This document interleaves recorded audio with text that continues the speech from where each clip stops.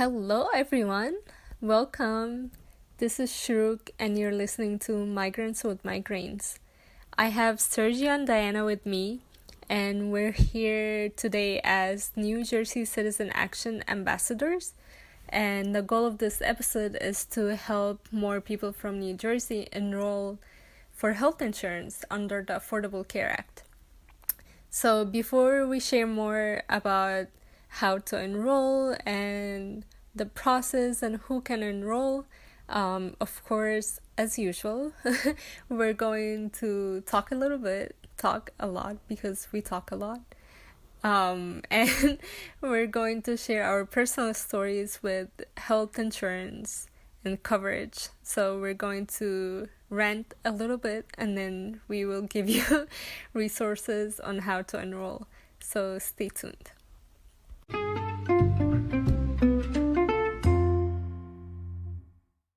Hi, Sherouk. Yeah, Hey. happy to be here as an ACA community ambassador, trying to get more people enrolled, and yeah, happy to be here. Yeah, great.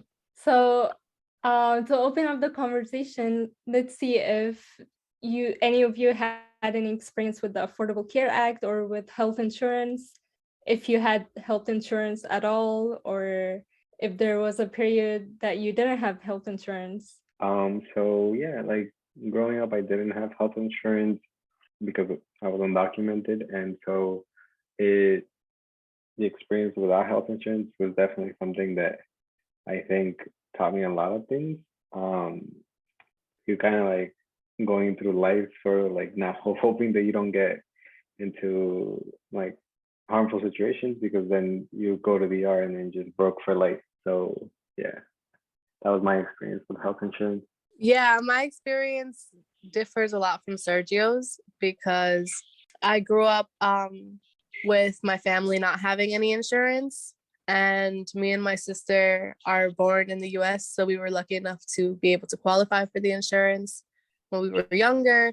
I remember my mom hauling us to Jersey City where the office was, like the Medicaid office, and we would wait in these ridiculously long ass lines for no reason. Like, it would take an entire day just for us to be able to submit the paperwork for us to get insurance, and then have to wait to hear back from them, and a whole long process.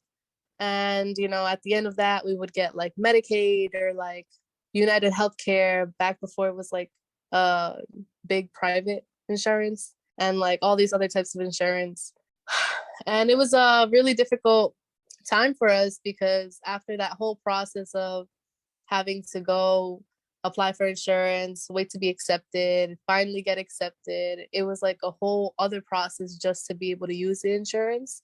Like, we struggled with going to the doctor's office because my mom worked all the time and my dad wasn't really around, so she would have to take the day off from work to be able to take me and my sister to the doctor for a regular checkup. Or if we were sick, like, we would all have to miss out to go to this office that took our insurance, and it would take the entire day.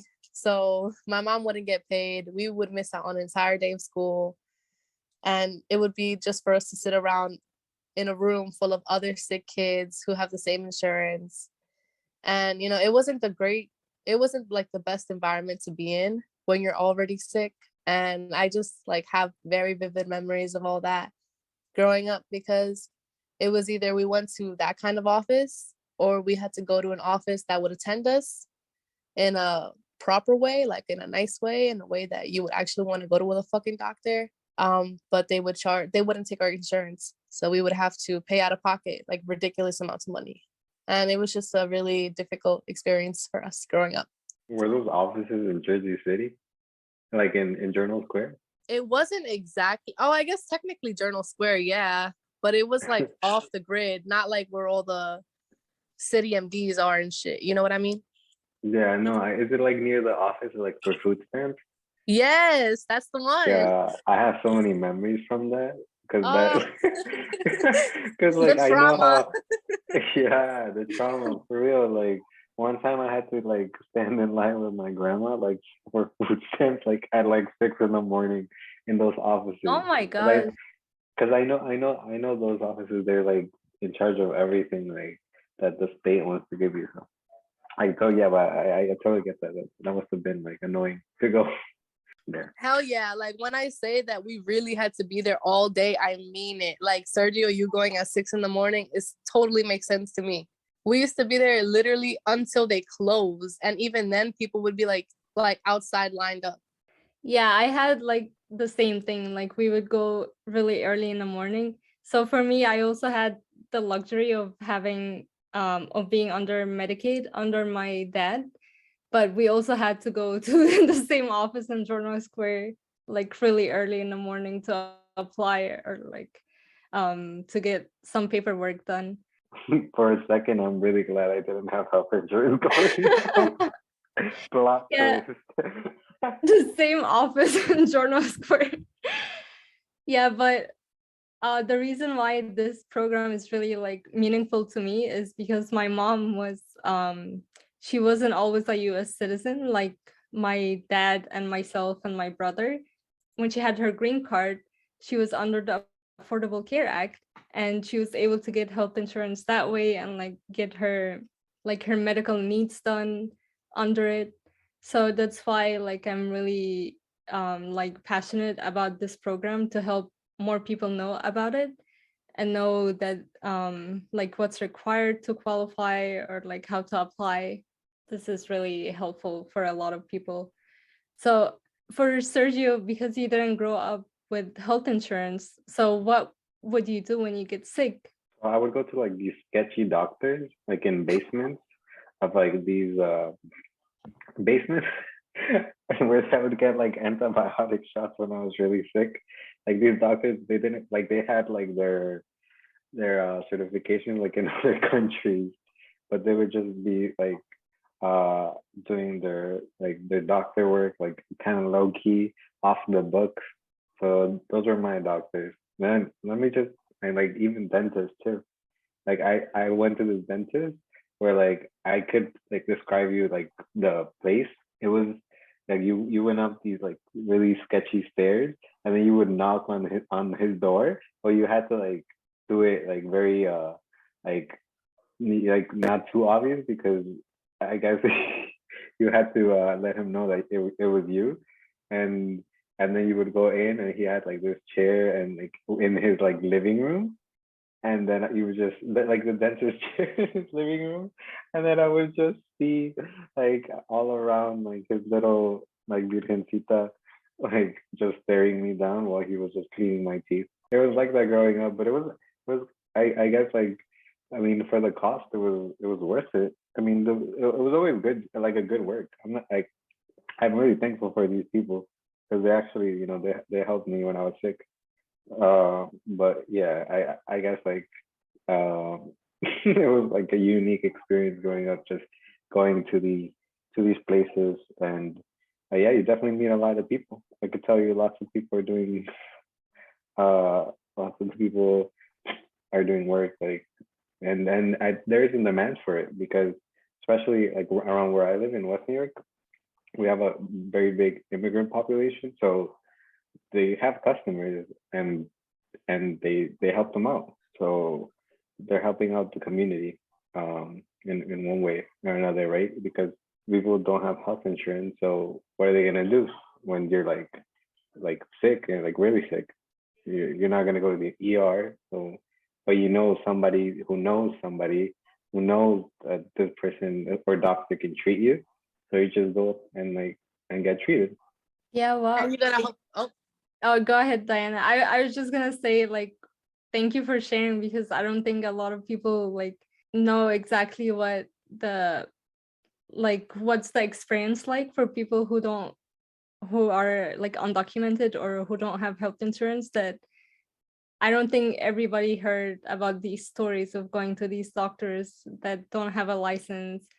But yeah, I'm sure like these doctors were really helpful. They were like lifesavers. Go ahead, Diane. No, I was just gonna add, I used to work in a dental office I worked in a couple and I've done that for a couple of years. But like, I remember I was working with this new assistant who had just came from Peru, I think it was. And she was talking to me about how it was her first day on the job, and it was really difficult for her because of the language barrier. She primarily spoke Spanish, and everyone there spoke English mostly. And it was just really difficult for her first day. And I remember we were in the break room and she was telling me like, oh yeah, in my country, I'm a dentist. And here, like, I have to be an assistant. And at the time we were making like minimum wage. So she was just telling me like, I went from having a great career in my country to coming to this country thinking I was going to be able to do the same and not having that experience at all. So from like that perspective, it always really affects me because it's like, damn, if it was like the UK or like, I don't know, some other English speaking country, their qualifications wouldn't be questioned as much as like Latin American countries or like other immigrant countries outside the US. And it's just really eye-opening from that experience. Yeah, I'm sure like it's very common for people to come from different countries and are not able to practice their profession. Like it's very common in the US for a lot of immigrant parents, not just doctors, but I don't want to get off topic. But like it's very common for like a lot of professions, and that's really sad that like you come from a different country and like you're very like you have a career in that country and then you come here and you have to do something completely different or like do something that's below what you're supposed to do. Yeah, but they're really good. Like it's quality work. Yeah, Yeah, they're professionals. they are, and they have education too. Yeah. It's just that like the whole process of becoming licensed here in this country is so expensive and it takes a long time. So they're just gonna do it off the books, like like Yeah, many of no, the things like, that make this yeah. country run. Yeah, and there's also the language barriers for a lot of people. Like a lot of them don't speak English, so like to me those qualifications are like way harder. True. Yeah, this is definitely the language. Yeah. So for both of you, when you didn't have health insurance, were there like, I know Sergio mentioned those doctors that you would go to, but was there anything at home that you would do like homemade recipes or something that you would do for your if you're sick? Yeah. So like in order to answer this question, I'm gonna share some like a story because back when COVID was like at its peak in like around March or April, um, I went to help my mom in the bakery where I grew up, basically because I went there a lot of times to help her because she works as a cashier at a bakery. And so in during the peak, I went and I saw lots of people who were just coming in and buying eucalyptus, which is like an herb that people use to put like on in water. They boil it, and this if you breathe it in, it actually helps you open your lungs and like it makes it helps like breathe better. I don't know like how, but like it does.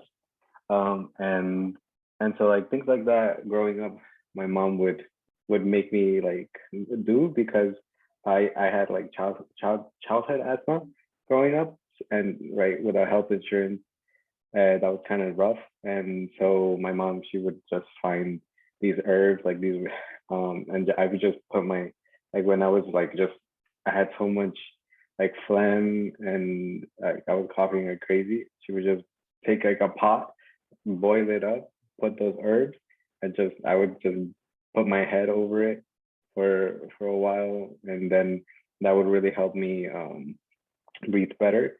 Um, and yeah, I think that's like something that's very common in the immigrant community is as I witnessed during that time of COVID, because we would restock those shelves of eucalyptus and they would go in like, I'm not even kidding you, like 30 minutes.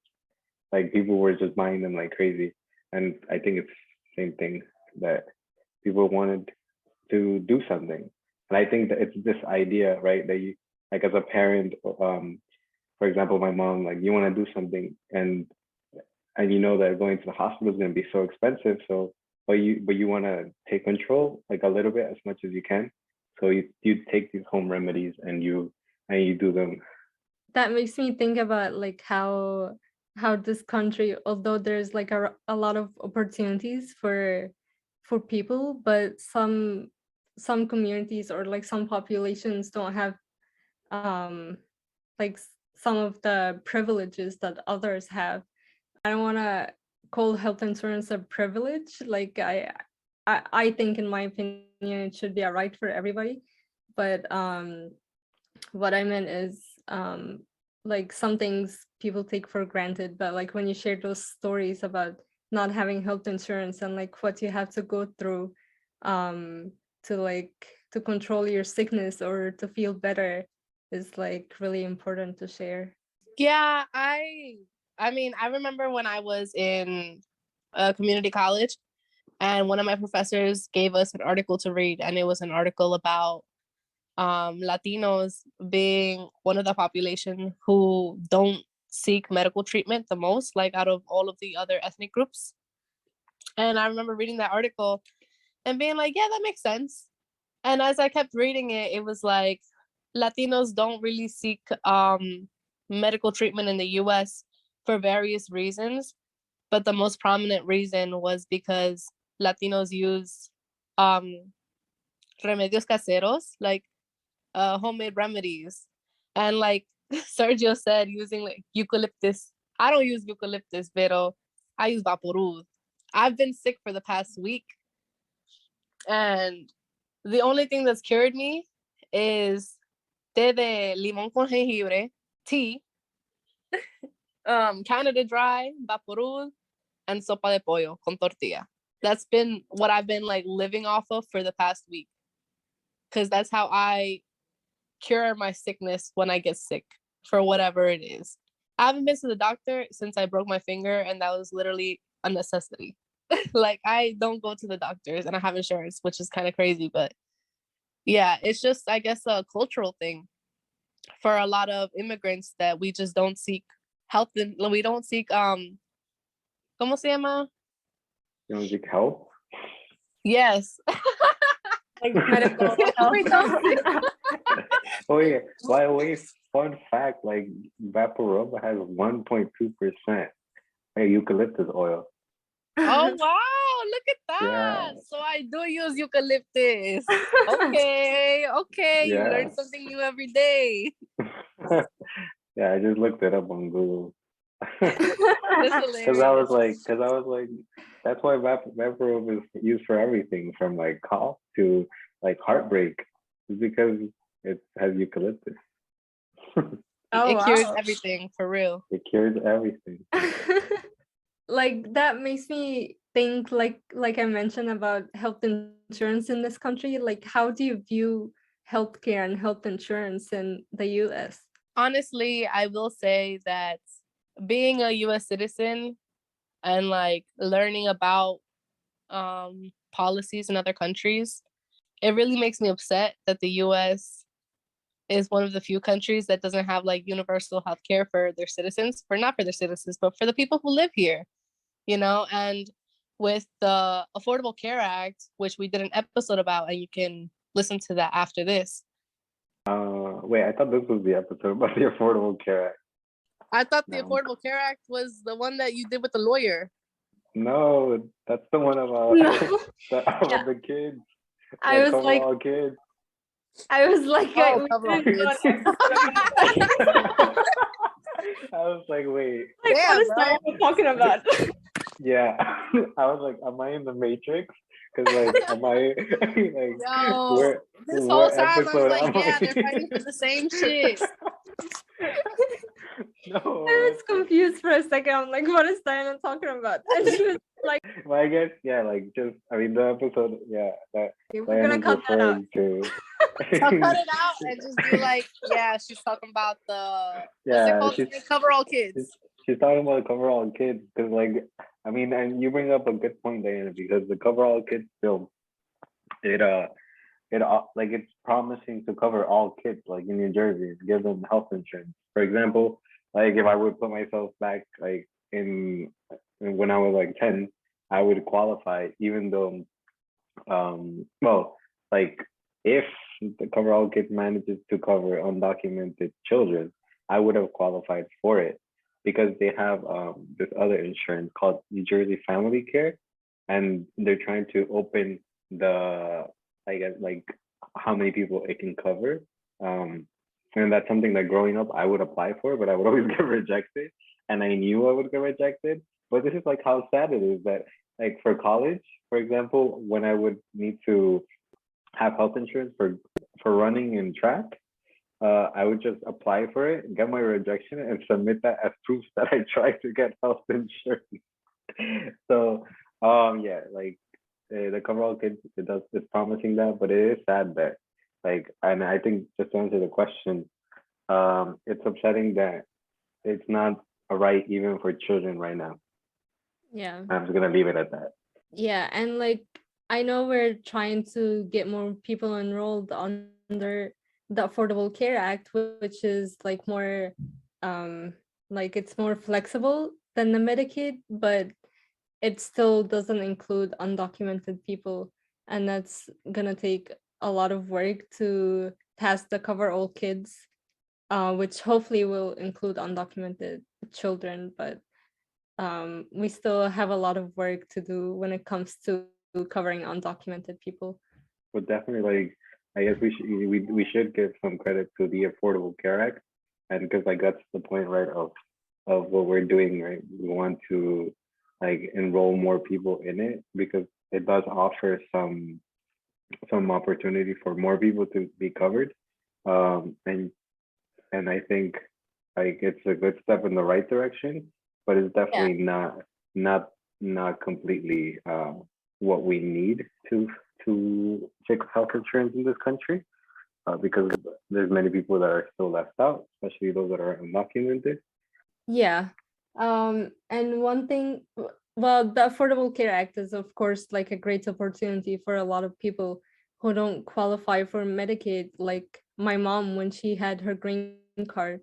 And also something that I learned recently through our program, that even if you turn 26, you can still apply for the Affordable Care Act and have your own plan, um, instead of waiting to be under your parents, which when I 2 years ago I stopped qualifying for Medicaid under my parents, um, and luckily I was able to get health insurance through my job, but I didn't know that I could qualify for the Affordable Care Act.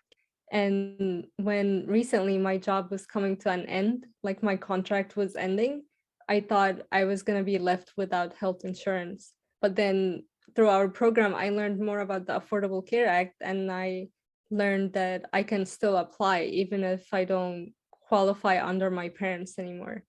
That's something that I don't think a lot of people know about, and that's why we're doing this episode, to make people more educated about the Affordable Care Act. Um, yeah. Yeah, So that's definitely a good point yeah, because not everybody, as you said, may know about this, and it's definitely leaving a large group of people who could be covered like without health insurance. So I'm glad that with this effort that we're doing with the New Jersey Citizen Action, that we're targeting specific communities who are often not covered. So, for example, college students, right? And so they would fall within that age that you mentioned is kind of like after the cutoff of being covered by Medicaid, and also targeting communities of color who are often left out, and both systematically, um, by the whole structure of the way these policies are set up, and just low income and low wage workers as well. And so, yeah, I'm really happy that something like this exists, and I think it's definitely um, something that needed to happen just to cover more people who are usually not signing up. yeah, for sure. With that, after we shared our stories, we're gonna tell everybody about what like how to enroll under the Affordable Care Act and how to get help in enrolling. For everyone who doesn't know, in open enrollment It started on on November 1st, and it's going to end on January 31st. So now we're in a period of open enrollment, and we're gonna tell you more about how to get help with enrollment.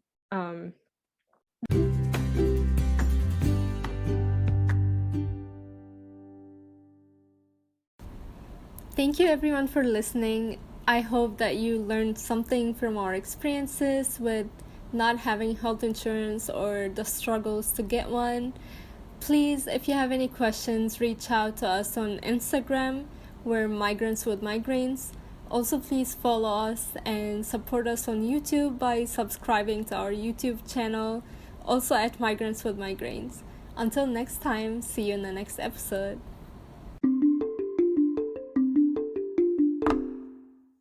So thanks everybody for listening to this episode. We hope you enjoyed it. And now, as a special treat for all of you who listened until the end, we have a special interview with Ladybug and the Roly Poly. How you guys feeling tonight? Hi, Hey, my name's Roly Poly. I'm a ladybug. What's up? Hi, Roly Poly. I was wondering, when is open enrollment? Oh, that's a great question, Ladybug. So, open enrollment is now, as we currently speak, and you have until January 31st to sign up for Oh my gosh.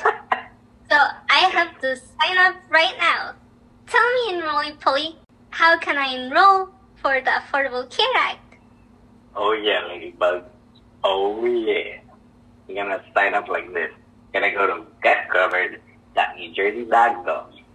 But in Roly Poly, I still don't know how to sign up. Is there a free help? Who can I reach out to apply? Oh yeah, Ladybug.